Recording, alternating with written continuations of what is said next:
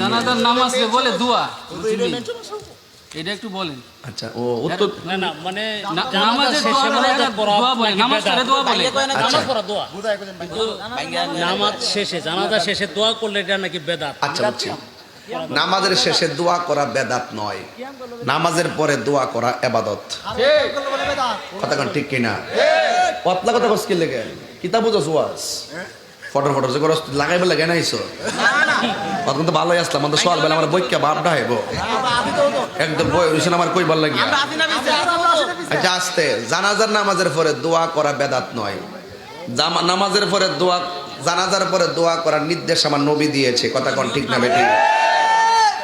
অনেকে বলে জানাজার নামাজটাই নাকি দোয়া, আসলে কি জানাজার নামাজ কি দোয়া নাকি নামাজ?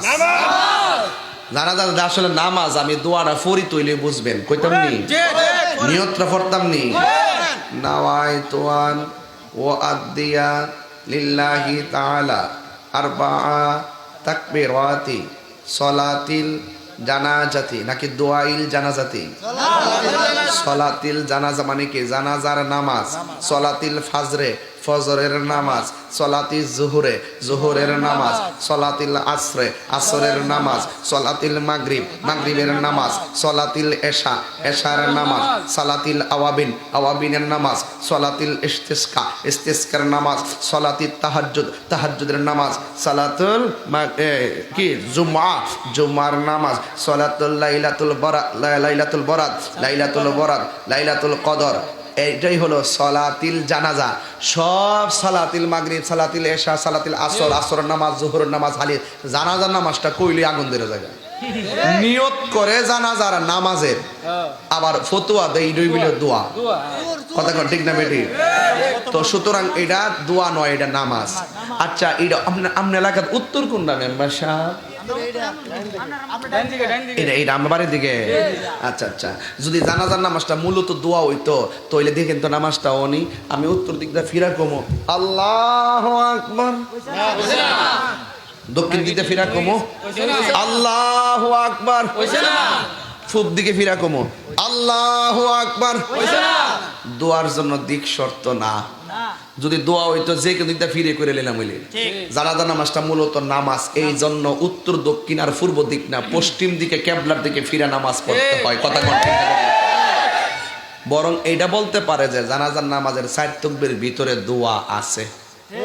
দোয়া ওই যে 4 তাকবীর আল্লাহুম্মা গফিরলি কি দোয়া আছে কয়ে যাই আল্লাহুম্মা হে আল্লাহ ইগফিরলি আমারে মাফ করো, হাইয়িনা আমরার মধ্যে যারা জিন্দা হে করে মাফ করো, ওয়া মাইয়িতিনা যারা মরে গেছে হে করে মাফ করো, ওয়া গায়িবিনা যারা অনুপস্থিত এদেরকে মাফ করো, ওয়া শাহিদিনা যারা উপস্থিত এদেরকে মাফ করো, শাহিদিনা গায়িবিনা সাগিরিনা কাবিরিনা যারা ছোট এদেরকে মাফ করো, যারা বড় এদেরকে মাফ করো। পুরা 14 গোষ্ঠী লয়ে দোয়া করে লেছির ভিতরে, কিন্তু আজকে যে মারা গেছে ইলার দোয়া আসেনি।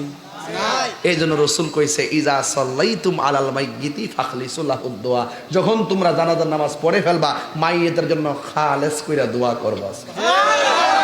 এর লাগে আমরা কই আল্লাহ একটু পরে তারে কবরে দিবা, আল্লাহ গো এর কবরে 3টা প্রশ্নের উত্তর সুন্দর করে দেওয়ার তৌফিক দিয়া দিও।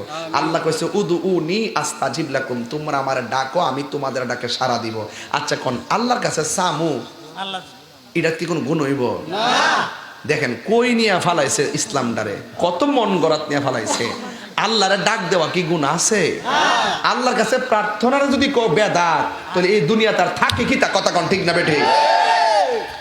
সারা জীবন দেখছি জেতা মানুষের লোকের শত্রুতামি করে, এখন দেখতেছি মরা মানুষের লোকের শত্রুতামি শুরু হয়েছে।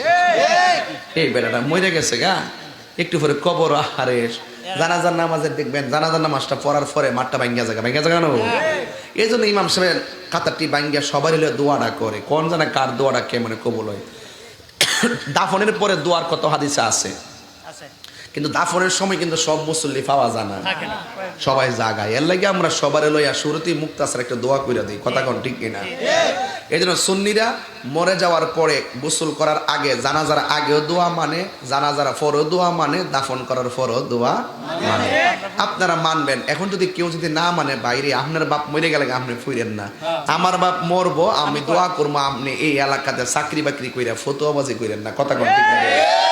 সমাজটার আর ছোট করেন না, আর খেলা তামসা করেন না। কথা কোন ঠিক না বেটে? আল্লাহ আমরা সময় রে আল্লাহ তোমার আল্লাহ সবাই রাখ আল্লাহ সবাই বোঝার তৌফিক দান করো, আমিন। আর আমিন। তাইলে আজকে থেকে ওয়াদা, জানাজার নামাজের পরে দোয়া করা যায় আছে না নাই? দোয়া করবেন তো ইনশাল্লাহ। যার ভালো না লাগে যাইবো গা, কিন্তু আপনারা দোয়া করবেন। 3 জন লোক লেখারে দোয়া করবেন, কথা কোন ঠিক না বেটি? আল্লাহ আমরা সকলকে তৌফিক দান করুক, আমিন কোন। আর আমি সুদ ঘুষের ব্যাপারে খুব কঠিন কথা কয়ে গেছি। আপনারা যারা সুদের সাথে জড়িত আপনারা রাগ করেন না বাজান। আপনি যতই সুদ খান আর কোটি টাকা বানান, খাওয়ান তো 3 বেলা হয়, ঠিক না?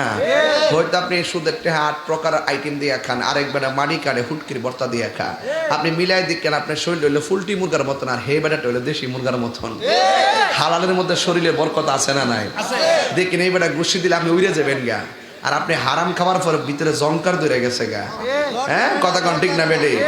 হারামের মধ্যে কোনো আরাম। আসেন দারে নবীরে সালাম দেয়া নবী।